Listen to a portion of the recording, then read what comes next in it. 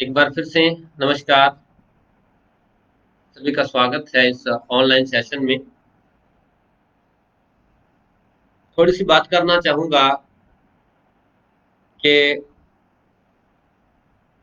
जो टॉपिक आज मुझे दिया गया है, इस टॉपिक पे मुझे बोलना है, थोड़ा अभ्यास भी कराना है, थोड़ी प्रैक्टिस भी करवानी है। तो उस टॉपिक के बारे में थोड़ी बात करूँगा। जैसे कि नशा मुक्त भारत का ये अभियान है भारत सरकार का, और इसमें मुझे इस काबिल समझा कि मैं इसमें अपना एक कोई योगदान दे सकूं। तो पहले ये समझें कि नशे की लत जो है, नशे की जो आदत है, हम पकड़ते कहाँ से हैं, कहाँ से आती है।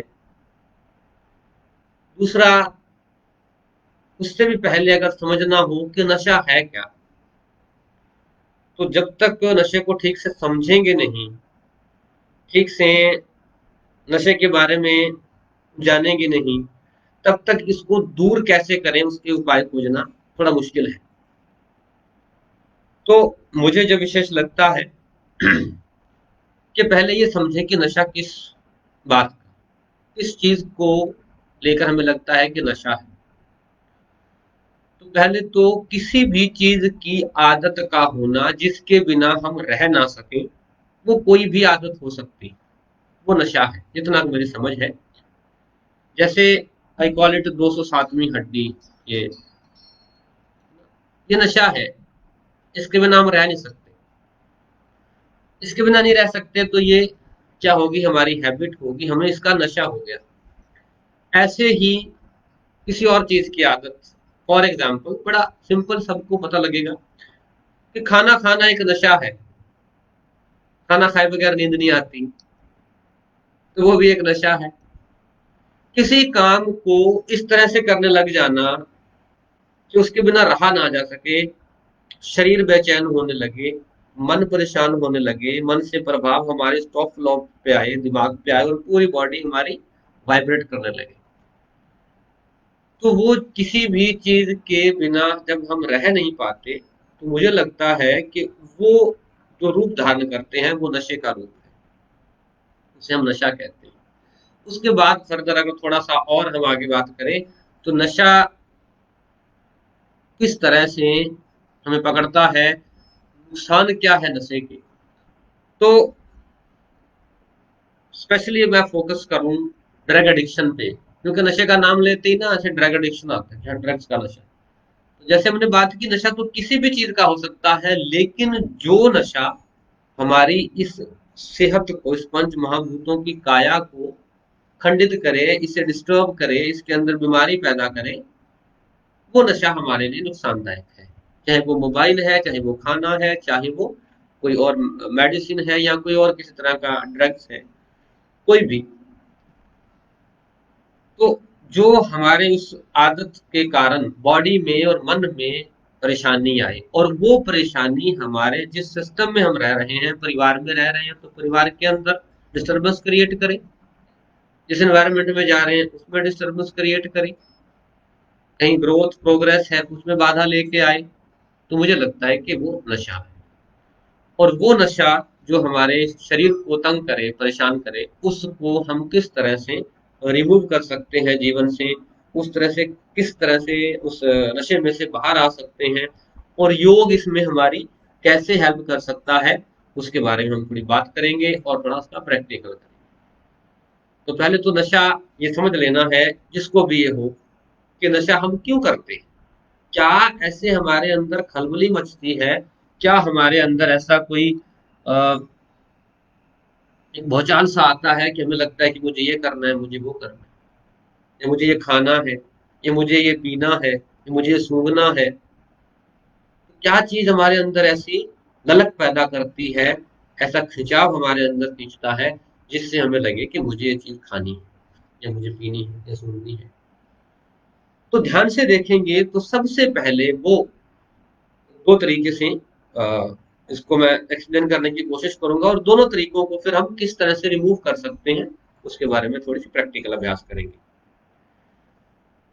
शरीर में नशा गया, जैसे जैसे शरीर को आदत हुई एक चीज खाने की, फॉर एग्जाम्पल गुड़ खाने की आदत हो गई, मीठा खाने की आदत हो गई, और जैसे जैसे ही शाम को मीठा खाना खाया, खाने के बाद वो गुड़ का पीस चाहिए, शुगर चाहिए, तो वो गुड़ जब खाएंगे तो हमें लगेगा बड़ा आराम। लेकिन जिस दिन गुड़ नहीं मिला, उस दिन क्या करेंगे?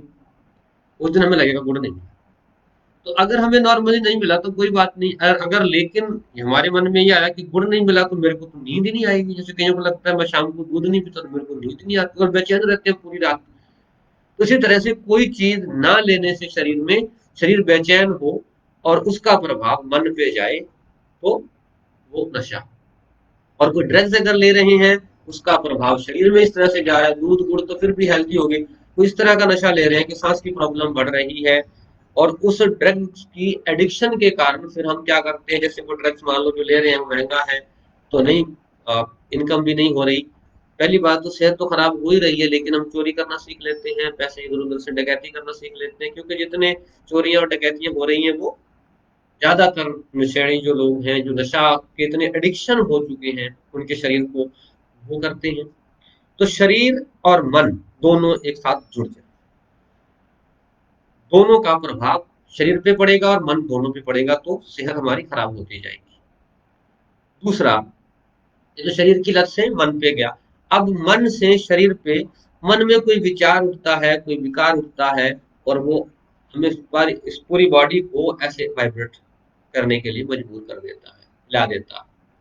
तो उस लत से हम कैसे बाहर आए? अब वो जो थ्रम्बिंग करेगा, वो जो कंपन पैदा करेगा विचार, वो क्या होगी? यहाँ से पूरे नर्वस सिस्टम से पूरी बॉडी को कंपित कर देगा, वाइब्रेट करेगा। तो वो जो वाइब्रेशन हमारे शरीर में होगी, वो जो कंपन हमारे शरीर में होगी, वो क्या करेगी? बॉडी के अंदर डिजीज पैदा करेगी, कॉन्ट्रैक्शन पैदा करेगी, और वो कोई भी ऐसी प्रॉब्लम हमारी जो लाइफ स्मूथली, हैप्पीली, आनंद वाला जीवन जो है हम नहीं जी पाएंगे। आनंद वाला जीवन अगर हम नहीं जिएंगे तो फिर जीवन का क्या करेंगे? तो फिर कैसे ख्याल आएंगे? सुसाइडल टेंडेंसीज आएंगी, क्या मर जाना बेकार है मेरा, तो अगर ये चीज मुझे नहीं मिली तो मुझे मर जाना बेकार है। तो इसमें योग कैसे हमारी हेल्प करे, इसकी थोड़ी हम बात करते हैं। योग में कुछ क्रियाएं हैं, कुछ आसन हैं, कुछ प्राणायाम हैं, वो अगर नियमित रूप से आप करते रहें तो शरीर कहीं ना कहीं संतुलित हो जाता है। अगर मन से जुड़ के करें और श्वास की गति के साथ तालमेल बना के करें तो उसका प्रभाव और गहरा पड़ता है।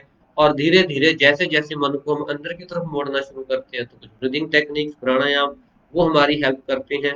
इसके बाद भी अगर हमें लगता है कि ड्रग हमारे जीवन से नहीं निकल रहा, नशा नहीं निकल रहा, तो कुछ ध्यान की विधियां, कुछ थेरेपीज ऐसी हैं जो कि हम अपने पे लागू करें या किसी की गाइडेंस में करें तो वो हमें बाहर निकालने में हेल्प करती है। तो सबसे पहले समझिए कि हमारी श्वास, अभी सिर्फ श्वास को देखें 1 मिनट के लिए, चाहे वो नशा करता है चाहे नहीं करता, जो भी जुड़े हैं, जो देख रहे हैं, वो अपनी श्वास को देखने का प्रयास करें। श्वास आ रही है, श्वास बाहर जा रही है, श्वास भीतर आ रही है, श्वास बाहर जा रही है, श्वास भीतर आई, श्वास बाहर गई। किसी की श्वास गहरी भी हो सकती है, श्वास का आना जाना, इसका आभास।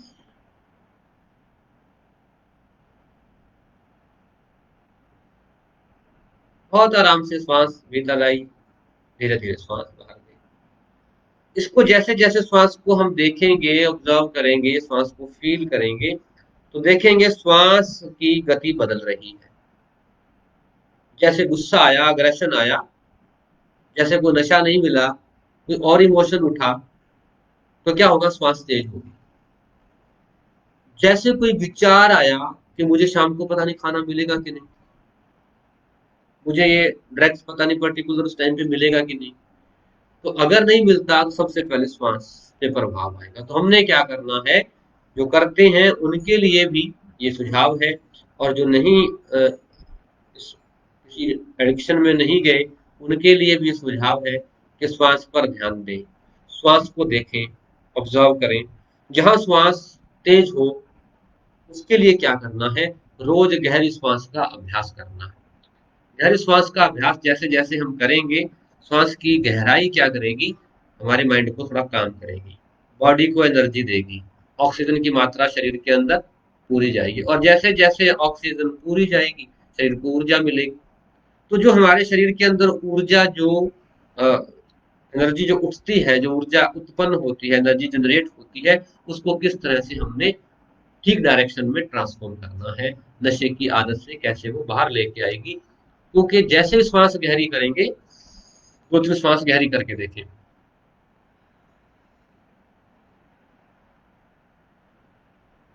श्वास भीतर जाए, पेट हल्का सा बाहर, श्वास बाहर आई, पेट अंदर। With inhalation, you will feel expansion in the abdomen, in the lungs, and with exhalation, contraction in the abdomen, contraction in the lungs. You just feel it.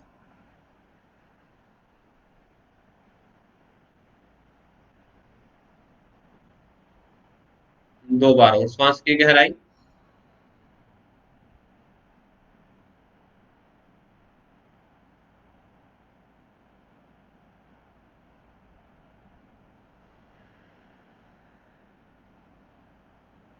तो इस तरह से श्वास की गहराई को निरंतर हम करें, रोज हम करें, तो ये हमारी हेल्प करेगी श्वास मेंटल पीस को बरकरार रखने में, शरीर में मन में उथल पुथल है उसको शांत करने में। ये तो एक तरीका हुआ। अब कुछ लोग होंगे, मेरे दोस्त होंगे, मेरे मित्र होंगे, भाई बंधु ऐसे होंगे, चाहे वो मेल हैं फीमेल हैं, वो उनके अंदर जब गुस्सा आएगा, जब नशे की वो चीज तंग करेगी, बॉडी अंदर, बॉडी की डिजायर बहुत तेज हो जाएगी, डिमांड बढ़ जाएगी बॉडी के अंदर, है ना, कि साड़ियां मंगा पूरियां करो। और ਜਿਹੜੇ ना वो कहते ना दारू वाले कीड़े जाग जाते हैं, तो कहते साड़ियां मंगा पूरियां करो, मगर सिंह मुर्दाबाद, वो कमेंट सुनी होगी। तो वो जब इतनी ज्यादा अंदर हमारे एक जुनून सा लगता है कि कुछ चाहिए कुछ चाहिए, उस टाइम पे कौन सी थेरेपी, कौन सी एनर्जी, किस तरह से अपनी एनर्जी को ट्रांसफॉर्म करें। तो क्या करना है, ब्रीदिंग का ही एक प्रोसेस है, जिसे हम योग की भाषा में भस्त्रिका प्राणायाम के नाम से जानते हैं। उसकी बहुत सारी वेरिएशन है, एक वेरिएशन मैं यहाँ कराना चाहूंगा। हमने क्या करना है, ऐसे हाथ रखने हैं, इनकी मुट्ठी को बंद कर लेना है। ठीक है, अंगूठा अंदर करना चाहो अंदर कर लो, नहीं तो बाहर रखना चाहिए। ऐसे अंगूठा अंदर कर सकते हैं, ऐसे, और हाथ ऊपर जाएंगे और नीचे आएंगे। इसे श्वास के साथ करना है, इसे तेज करना है। ठीक है, तो तेज करते करते बॉडी हिलेगी, मूवमेंट करेगी, तो श्वास का आना, श्वास का बाहर जाना, दोनों तेज हो। जैसे तेज कैसे करेंगे, मेरे साथ साथ भी कर सकते हैं, और किसी की गाइडेंस में से बाद में भी कर सकते हैं। तो 2 से 3 मिनट इसका अभ्यास करना है। अभी मैं सिर्फ 1 मिनट करके दिखाऊंगा घड़ी के टाइम पे। ठीक है, तो इसको शुरू करें, अंगूठे अंदर कर लें, और इसके बाद जैसे जैसे बोलूं फॉलो करने का प्रयास करना। तो 1 मिनट के लिए हम भस्त्रिका प्राणायाम, लेकिन पूरी फोर्स, डायनामिक फोर्स के साथ करना है।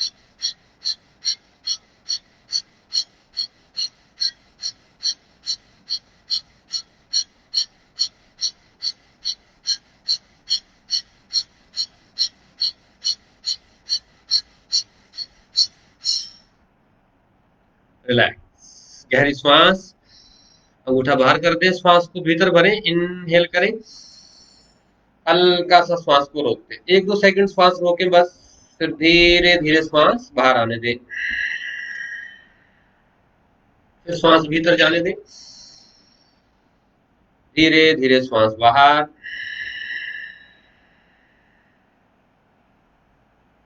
फिर श्वास भीतर,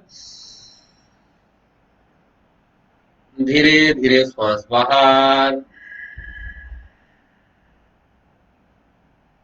धीरे धीरे श्वास भीतर, धीरे धीरे श्वास बाहर। श्वास की गहराई 2 बार और, अपने आप, श्वास रोके नहीं, अब सिर्फ श्वास लें और धीरे धीरे श्वास बाहर छोड़ें।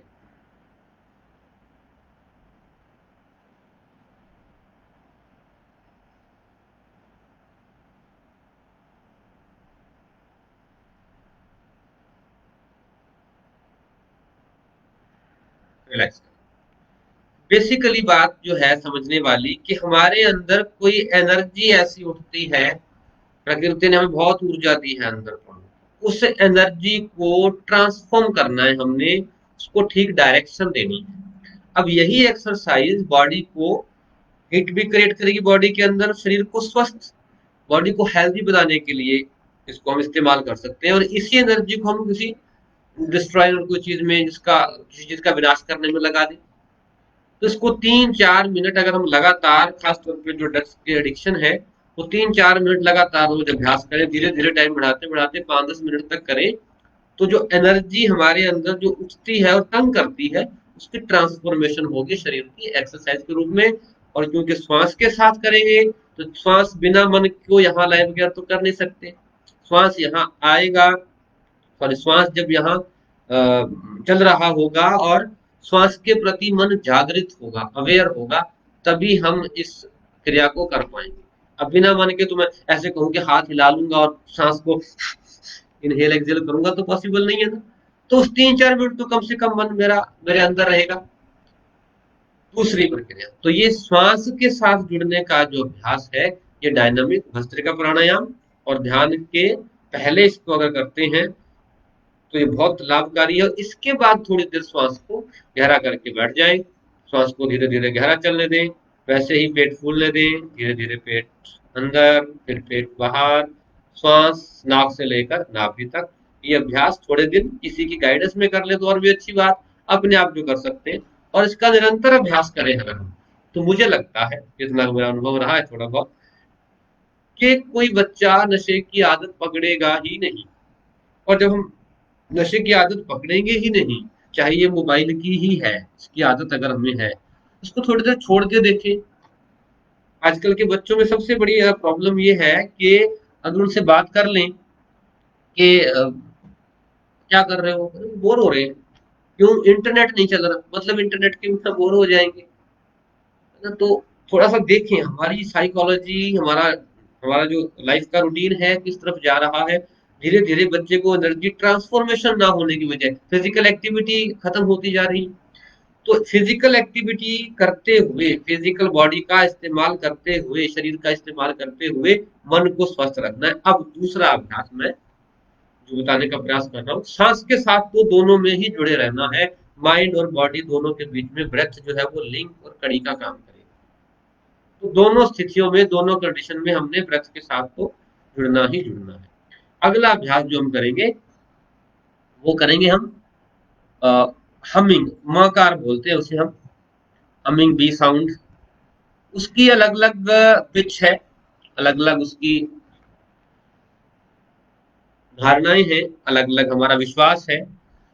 तो मेरा इतना ही कहना है कि हमने किसी उसमें मेंटली उसमें नहीं फंसना है। हमने क्या करना है, जैसे बहुत सारी मक्खियां उड़ रही हैं, मक्खियों का छत्ता, बहुत सारी इकट्ठी मक्खियां उड़ रही हूँ, तो हम क्या करते हैं, एक गूंज सुनते हैं मक्खियों की, और ये जो हम हमिंग करते हैं, मकार करते हैं, ओम का उच्चारण करते हैं, आकार उकार मकार, तीन है ना, कार तीन कार है, बाहर वाली कार नहीं, ड्राइव करने वाली, आ ऊ और मा कार वाली। तो ओम का जो ओम जो शब्द है वो 3 अक्षरों से बना है, आ ऊ और म। तो हम मकार की बात करेंगे, हमिंग साउंड की। ये हमिंग साउंड, ये ओंकार का उच्चारण, ये ओंकार की धुन, ये साइंटिफिकली प्रूव्ड है, रिसर्च हो चुकी है इस पे, कि हमारी ब्रेन वेव्स को बैलेंस करती है, पूरी बॉडी में एनर्जी इस तरह से ट्रांसफॉर्म करती है, एनर्जी चैनलाइज होती है, जितनी ब्लॉकेज है वो खुलती है। तो इसका अभ्यास हमने कैसे करना है, इसके मैं करेंगे मौकार ही, मैं 3-3 4-4 बार करके दिखा देता हूँ। और उसके बाद हर मौकार के बाद थोड़ी देर साइलेंस में बैठेंगे। तो अभी हम बिल्कुल लो पिच पे करेंगे, बिल्कुल धीरे धीरे लो पिच पे इसका उच्चारण हमने करना है।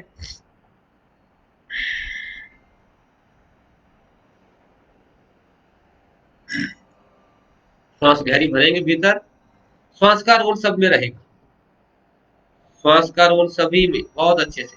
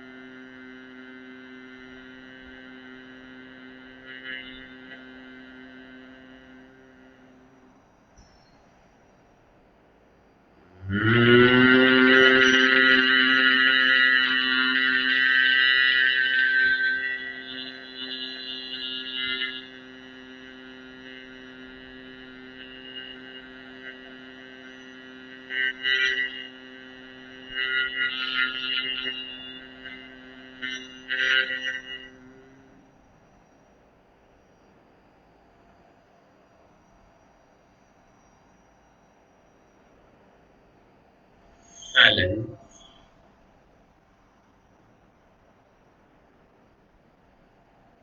with normal natural breath.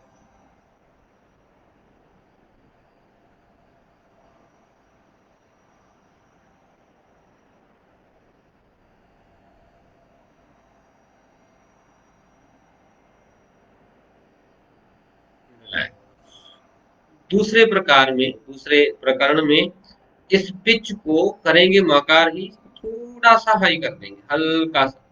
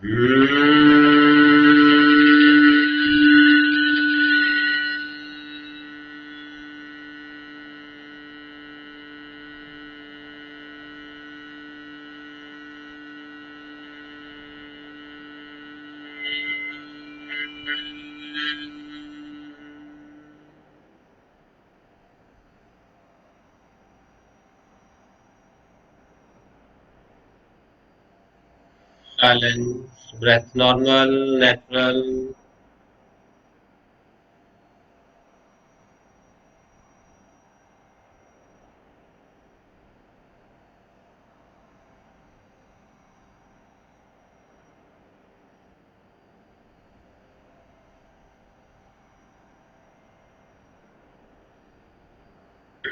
Relax. ये था इसका दूसरा अभ्यास। इसी को अगर हम जैसे सभी को करवाएंगे तो इस तरह से कईयों को मुश्किल लगेगा। तो तीसरा अभ्यास जिसमें बहुत ज़्यादा एनर्जी हो, बहुत ज़्यादा हाइपर एक्टिव बच्चे भी हों या कोई भी हो, किसी भी एज का हो, उनके लिए बहुत लाभकारी है। इसका मैं तीसरे में थोड़ी पिच को हमने और हाई, जो उच्चारण है और गहरा और हाई कर देना है। गहरी श्वास भीतर।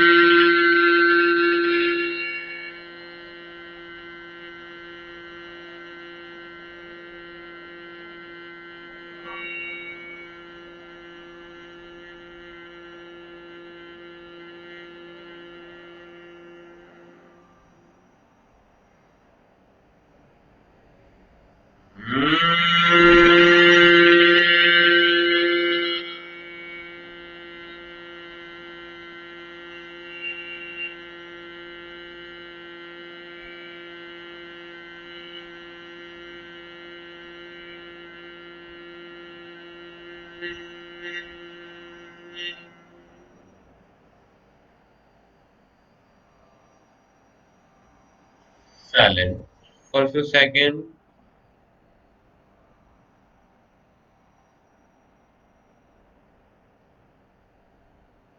Observe your breath. Feel the vibration in the neck, in throat, in head, forehead, neck region, chest. अपने शरीर में, मस्तिष्क में, गले में, कंधों में, सिर में ऊर्जा का आभास, कंपन का आभास।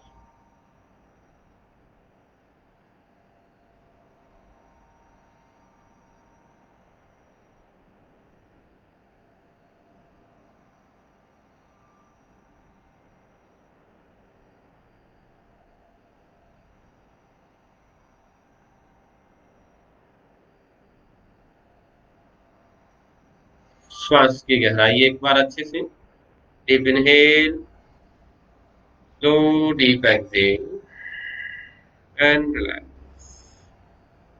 आंखें खोल सकते हैं। तो ये अभ्यास करने के बाद अगर हम निरंतर रेगुलर ये अभ्यास करें तो हमारे लिए बहुत लाभकारी है। जो किसी भी तरह का नशा करते हैं, ड्रग्स की एडिक्शन है, उनको तो लाभ होगा ही होगा। धीरे धीरे समय लगेगा। मैं ये नहीं कह रहा कि इनके करने से अचानक से आप बाहर आ जाओगे, लेकिन समय लगेगा। रेगुलर निरंतर अभ्यास, जब तक कोई भी चीज उठा ले आप, चाहे डायनामिक मेडिटेशन उठा लें, ओशो गाइडेड मेडिटेशन है बहुत सारी, वो उठा लें, चाहे बुद्ध की अनापान सती योग विपස්සना ध्यान उठा लें, ओम चैंटिंग या बहुत सारी और विधियां। भैरव तंत्र में, विज्ञान भैरव तंत्र में 112 विधियां हैं मेडिटेशन की। और कहीं किसी की गाइडेंस के अंदर उस ध्यान का अभ्यास करें तो हमारी पूरी ऊर्जा को ट्रांसफॉर्म करने का, यानी उस एनर्जी को एक तरफ से दूसरी तरफ, यानी डिस्ट्रॉयर्स की तरफ से कंस्ट्रक्शन की तरफ, यानी कि मिटाने से बनाने की तरफ लगेगी।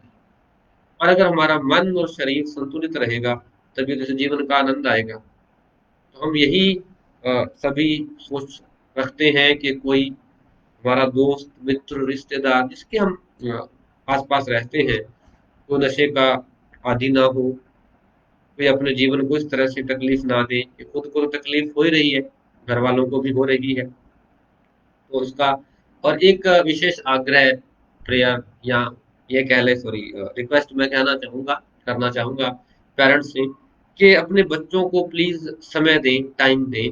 क्योंकि बहुत से पेरेंट्स ऐसे हैं, वर्किंग हैं, सुबह से शाम तक घर नहीं आ पाते हैं, बच्चों को टाइम भी नहीं दे पाते हैं।